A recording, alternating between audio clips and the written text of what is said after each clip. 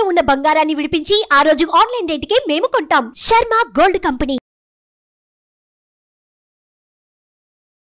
Hi, welcome to our channel. ఈరోజు మనతో పాటు ఉన్నారు జ్యోతిష్య, ఆగమ, వాస్తు, పురాణ పండితులు బ్రహ్మశ్రీ క్రొత్తపల్లి సురేష్ శర్మ గారు. నమస్కారం గురువు గారు. ఆయుష్మాన్ నాయన. ఓకే. ఫిబ్రవరి నెలలో సింహరాశి వారికి ఎలా ఉండబోతుంది? సింహరాశి వారికి ఇందాక చెప్పాను గ్రహస్థితి. ఇక్కడ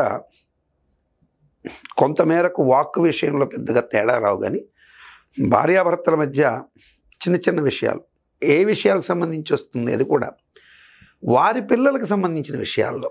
అంటే సింహరాశిలో సపోజు భార్యాభర్తలుగా ఉండి లేదా భర్తగా ఉండో వాళ్ళ పిల్లలకు సంబంధించినటువంటి విషయాల్లో కీలక నిర్ణయాలు విషయంలో చొరవ తీసుకోకపోతే కొద్దిగా ఇబ్బంది పడే అవకాశాలు ఉంటాయి. అంటే వాళ్ళ భవిష్యత్తు కొంచెం ఇబ్బంది పడే అవకాశాలు ఉంటాయి. కాబట్టి మీ పిల్లలకు సంబంధించినటువంటి విషయాల్లో, అంటే సపోజ్ మనం ఒక్కొక్కసారి ఏమవుతుందంటే భార్యాభర్తలు ఇద్దరు కొట్టుకుంటుంటారు అనుకోండి, ఏదో కలహం వేసుకుంటుంటారు. ఈ తండ్రి ఫార్చునేట్లీ అండ్ అన్ఫార్చునేట్లీ ఓవర్ అఫెక్షన్తో కూతురు మీద అఫెక్షన్ ఉండి అల్లుడిని వ్యతిరేకించడం, అల్లుడి మీద ఓవర్ అఫెక్షన్, కొడుకు మీద ఓవర్ అఫెక్షన్ కోడలు వ్యతిరేకించడము, తల్లి కావచ్చు తండ్రి కావచ్చు జరుగుతుంటాయి. ఇటువంటి విషయాల్లో కొంచెం ఆలోచించాలి వీళ్ళు. అసలు అక్కడ జరుగుతున్నది ఏమిటి, అక్కడ ఎలాంటి సిచ్యుయేషన్స్ ఉన్నాయి, ఏ విషయం మీద ఈ డిస్కషన్ వస్తుంది, దీనికి మూలం ఏంటి అనేది ఎతికి దానికి ఒక ఎండ్ కార్డు వైపుకి ప్రశాంతంగా వెళ్ళడానికి ప్రయత్నం చేస్తే మంచి శుభాలు జరిగే అవకాశాలు ప్రస్ఫుటంగా ఉంటాయి. ఎందుకంటే గురు దృష్టి ఉంది కాబట్టి, గురువు శని చేత ప్రభావితుడవుతూ భార్య స్థానంలో ఉన్నాడు కాబట్టి, భార్య చెప్పిందని భర్త ఏదో ఉగ్రంగా నిర్ణయాలు తీసుకోకూడదు పిల్లల విషయంకి. అట్లాగే భర్త చెప్పాడని భార్య నిర్ణయాలు తీసుకోకూడదు. బోత్ ఇద్దరు కలిసి తీసుకునే నిర్ణయం పిల్లలకు సంబంధించిన విషయాల్లో మ్యాక్సిమం ట్రాన్స్పరెన్సిటీ ఉండడం అనేది తప్పనిసరిగా చూడాల్సిన అవసరం ఉంటుంది. అండ్ ధనస్థానాధిపతి బుధుడు కాబట్టి ఫైనాన్స్ మాత్రం కొంత అందుతుంది. కొన్ని రుణాలని రీషెడ్యూల్ చేసుకోగలుగుతారు, కొన్ని అప్పులను తీర్చుకోగలుగుతారు. స్థిరాస్తి క్రయ విక్రయాలకు సంబంధించి ఇష్టం ఉన్నా లేకపోయినా కొన్ని ప్రాపర్టీలు అమ్ముకోవాల్సిన పరిస్థితి ఏర్పడుతుంది, లేదా తాకట్టు పెట్టాల్సిన పరిస్థితి ఏర్పడుతుంది. అట్లాగే ముఖ్యంగా స్త్రీ సంతానికి సంబంధించి కొంచెం మానసిక సమస్య ఉండే అవకాశాలు ఎక్కువ ఉంటాయి.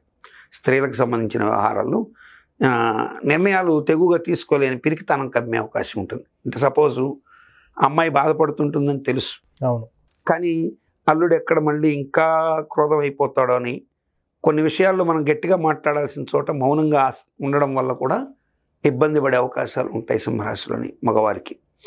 ఆడవారికి అట్లాగే కోడళ్ళ విషయంలో ఎవరో ఇన్స్పైర్ చేసో లేకపోతే వీళ్ళకంటూ ఒక నెగిటివ్ ఇంప్రెషన్ మైండ్లో పెట్టుకోనో అటు అల్లుడితో కానీ కోడలతో కానీ కొంచెం ఓవర్గా ఫెయిర్ అయిపోయేటువంటి అవకాశాలు, దీనివల్ల ఆ సంబంధ బాంధవ్యాలు దీర్ఘకాలం దెబ్బతినే అవకాశాలు కూడా ఏర్పడవచ్చు. కాబట్టి వీళ్ళు ఖచ్చితంగా ఇవన్నీ ఎప్పుడు ప్రాప్తిస్తున్నాయి అంటే ఆఫ్టర్ 14th తర్వాత నుంచి. కాబట్టి 14th తర్వాత ఈ డెసిషన్స్ అన్నీ కూడా మోస్ట్లీ పాజిటివ్ వేలో వెళ్ళడానికి ట్రై చేయాలి. వీళ్ళు దేవి ఖడ్గమాల స్తోత్రం, ఎందుకంటే సింహరాశికి అష్టమంలో ఉంటాడు ఎవరు, రాహు. అష్టమే వ్యాధికర్తాచ. మన వాళ్ళు ఏమనుకుంటారంటే రాహు వ్యాధికర్తాచ అంటే మనకు వ్యాధులు వస్తాయి. వ్యాధి రావడం అనేది శారీరక వ్యాధి కాదు, మానసికంగా కూడా నలిగిపోవడం వ్యాధి. అవును. సో రాహు 2వ ఇంటిని చూస్తున్నాడు. అక్కడ చంద్రుడు మంత్ ఎండింగ్లోకి రాబోయే ముందు ఆయన తిరిగే ప్లేసెస్ అన్నీ కూడా చూస్తే రాహుని టచ్ చేసి రావడం కానీ ఇవన్నీ చూసినప్పుడు, సూర్యుడి యొక్క ప్రభావం కూడా చూసినప్పుడు ఖచ్చితంగా మానసికమైనటువంటి ఉగ్రత. ఎందుకంటే చంద్రుడు అండ్ రాహుకేతువుల చేత కొంత నల్లపబడిపోతాడు, కలిసినందువల్ల ఇబ్బంది పడతాడు. ప్రతి నెలలో కలుస్తుంటాడు, కానీ ఈ నెలలో కొంచెం ఎక్కువగా ఉండే అవకాశం ఉంటుంది. కాబట్టి కొంచెం ఉగ్రమైనటువంటి ప్రభావాలు తగ్గించుకోవడం కోసంగా అమ్మవారిని దేవి ఖడ్గమాల పూజ స్తోత్రం చేసుకొని చక్కగా పిల్లలు బాగా ఉండాలి భవిష్యత్తు అని దక్షిణామూర్తి పూజ కూడా చేయించుకోవడం మంచి శుభాన్ని కలిగిస్తుంది. గురువు గారు, చాలామంది రాశి ఫలితాలను నమ్ముతారు, నమ్మరు. సో నేనైతే ఒక ఆస్ట్రాలజీ చేసే ఒక యాంకర్గా మాత్రం నేనైతే నమ్ముతాను. కొంతమంది ఏమంటున్నా అంటే నీది నాది ఒకటే జాతకం, కానీ నువ్వు నీచుడివి, నేనేమో రాజయోగినా అని ఇట్లా అంటుంటారు. సో నిజంగా ఈ రాశి ఫలితాలన్నిటి ఎవరికి వర్తిస్తాయంటారు? ఫస్ట్ మీలాంటి వారికే కాదు నాన్న, మీరు మామూలుగా హేతుబద్ధతతో ప్రశ్నించిన ఒక రేషనలిజం భావంతో ప్రశ్నించిన, నాస్తిక భావంతో ప్రశ్నించిన, లేదు పూర్తి సంపూర్ణ దైవభావంతో ప్రశ్నించిన ప్రశ్న అయితే ఒకటే, అసలు ఈ రాశి ఫలాలు పనిచేస్తాయా? అవును, ఖచ్చితంగా పనిచేస్తాయి. అయితే ఇక్కడ చాలామందికి మరి నేను వృషభ రాశిలో ఉన్నాను, నా పేరు వెంకటేశ్వర్లు, నాతో పాటు పక్కనే వెంకటేశ్వర రెడ్డి గారు ఉన్నారు, ఆయనేమో బ్రహ్మాండంగా ఈ సంవత్సరం సంపాదించాడు, నేనేమో అడుగును పడిపోయాను అంటారు. మరొక ఆయన వెంకటేశ్వర చౌదరి గారు బ్రహ్మాండంగా సంపాదించారు, వెంకటేశ్వర శాస్త్రి గారు బాగా సంపాదించారు, నాకేమీ లేదు అంటారు. బిలో ప్రావర్టీలో ఉన్న అతను అసలు ఇవేవి పట్టించుకోకుండా కూడా కొంతమంది వెళ్ళిపోయేవాళ్ళు ఉంటారు. ఇక్కడ మనం రాశి ఫలాలు ఒకటే.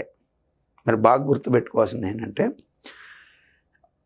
అందరికీ సమమైన ఖచ్చితమైన ఏజ్ ఫ్యాక్టర్ ఒకటి ఏంటి, రోజులు సెకండ్స్తో కూడా ఒకే సమయంలో పుట్టడం అనేది జరుగుతుంది. అవును, కానీ వాడెవడో నువ్వు ఎట్లా ఐడెంటిఫై చేస్తావు? చేయలేం. ఒక గంప నిండా ఒకే చెట్టు కాచిన పండ్లే, అవును, అన్నీ ఒకే సైజులో మామిడి పండ్లు ఉన్నా ఎక్కడో లిటిల్ బిట్ డిఫరెన్స్ ఉంటుంది. ఎస్, అవును. మీరు కావాలంటే మీరు దీంట్లో నక్షత్రగ్రహ తారకానాం అని ఆదిత్య హృదయంలో ఉంటుంది. నక్షత్రగ్రహ తారకానాం అంటే నక్షత్రాలు వేరు, గ్రహాలు వేరు, తారకలు వేరు. ఇప్పుడు మనకు ఆకాశం నిండా కనిపడేవి తారకలు, సో నక్షత్రాలు అనేవి సపరేట్. ఈ నక్షత్ర మండలాన్ని బట్టి ఆ రాశిలో ఎవరు పుట్టినా అశ్విని నక్షత్రంలో పుట్టిన వాళ్ళు ఉంటారు.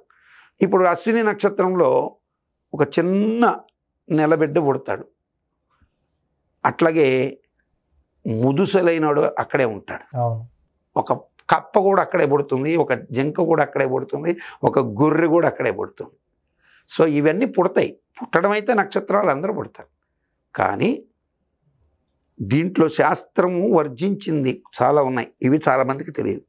శాస్త్రం రాశి ఫలాలు ఎవరికి వర్తిస్తాయని చెప్పింది అంటే బాలకులకు వర్తించదు. 60 సంవత్సరాలు ఏదైతే మనకున్నాయో అవి దాటిన వాడి మీద జ్యోతిష ప్రభావం పోతుంది. బధిర అంటే గ్రుడ్డివారు, వీరి మీద జాతక ప్రభావాలు తక్కువగా ఉంటాయి, ఉండవని కాదు తక్కువగా ఉంటాయి. పొంగుణ గుంటివారు, వీరి మీద తక్కువగా ఉంటాయి. అట్లాగే మతిభ్రంశత్వం, పిచ్చివాడి మీద జ్యోతిష్యం పనిచేయదు. మరి మనకు మంచి కోసమే శాస్త్రం ఉందనేది. కాబట్టి రాశి ఫలాలు మీరు దాంట్లో చూసి భయపడిపోవద్దండి, తెలుసుకోండి. సజెషన్స్ ఉంటే దాన్ని ఫాలో కండి.